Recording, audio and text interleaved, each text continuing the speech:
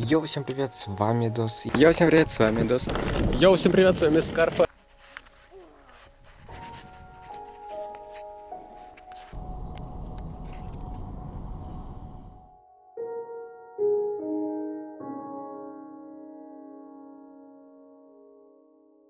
Привет, с вами Скарфа, и это новая рубрика. Насколько вы могли заметить, я давно увлекаюсь видеоблогингом. Эта тема мне очень интересна, и сейчас я вам расскажу, с чего все начиналось. А начиналось все с того, что поначалу я смотрел разных видеоблогеров, и мне очень нравилось, как они себя позиционируют. То есть они себя позиционируют как открытых, публичных людей, которые могут много чего достичь благодаря своей аудитории.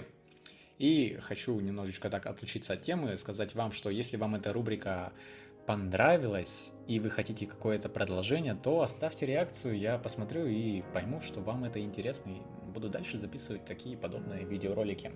Так вот, я смотрел видеоблогеров и думал, хочу стать таким же, как они. В какой-то момент у меня появилась маленькая экшн-камера, типа такие же есть экшн-камеры, которые говорят, что вот мы снимаем в 4К качестве. У меня была такая самая стрёмная камера, но знаете, как вы уже увидели, так-то на нем качество реально может быть 4К. Не удивляйтесь. И коротенькие такие видео чисто для себя, чисто для архивчика я снимал, и сейчас записываю такое видео вам. На самом деле, точно прям не могу сказать, что меня подвигло к этому. Возможно, расскажу так вкратце историю, что в прошлом до 8 класса я был достаточно стеснительным человеком, что не мог разговаривать с другими, можно сказать так. В частности, с противоположным полом. Сейчас же все наоборот. Сейчас все хорошо. Ага. И тогда, наверное, из-за своей стеснительности я решил побороть ее благодаря ведению влогов. То есть я снимал видео, но почему-то их не публиковал. На самом деле, знаете, я сейчас подумал, что историй так-то очень много. Если вы и вправду хотите слышать разные такие подобные истории под какой-нибудь классный геймплейчик, то оставьте реакцию. Я буду вам благодарен. Хорошо. И благодаря, скорее всего, видеоблогингу я сейчас открытый человек и общителен, и открыт ко всем, но это не точно. Вот. Что хочу еще сказать. Про то, как я вышел на видеоблогинг, я уже сказал, но на самом деле, знаете, что самое такое — это смотреть на себя в прошлом. Смотреть на себя в прошлом и сравнивать его с настоящим — это очень классно, потому что ты смотришь, как ты изменился за какой-то промежуток времени. Вот я, если посмотреть на меня из прошлого, я изменился очень-очень хорошо, потому что время проходит, мы меняемся, вот так вот. Но изменился в том плане, что, во-первых, у меня поменялся голос. Вы слышали в начале видео, какой у меня там был женский писклявый голос. Фан-факт, иногда, когда я брал телефон мамы, когда ей звонили, отвечал, и мне спрашивали: «Ирина, ты что ли?» Так зовут мою маму. Они думали, что за телефоном мама, но на самом деле это был я, и представьте, насколько был у меня сильно похож голос с мамой, вот. Да, но, слава богу, у меня голос прорезался, и стал он более брутальным.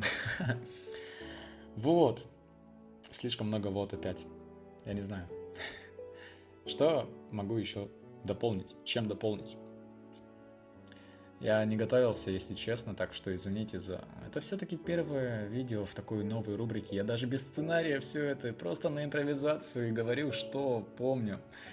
Затем, после этого видеоблога, это было, наверное, самой первой отправной точкой в сфере медиа, можно сказать так, потому что после видеоблогинга начался, так сказать, немножечко хороший период, когда, немножечко не хороший, хороший, но немножечко такой прорезной, скажем так, период, когда я начал снимать видео по Майнкрафту на YouTube. Это для отдельной темы давайте оставим, потому что там, ой, как много чего рассказать и как много чего посмотреть. Вы бы знали. Наверное, давайте подытожим, что да как да почему, и завершим этот маленький, коротенький видеоролик с новой рубрикой об архивчике Скарфы.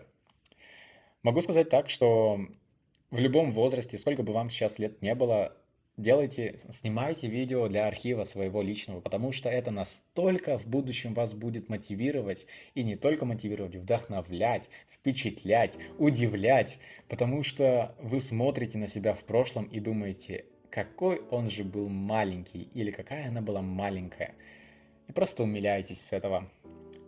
Давайте жить дружно и давайте не стесняться. Не стесняться не надо, как говорил Иван Дорн, не надо стесняться.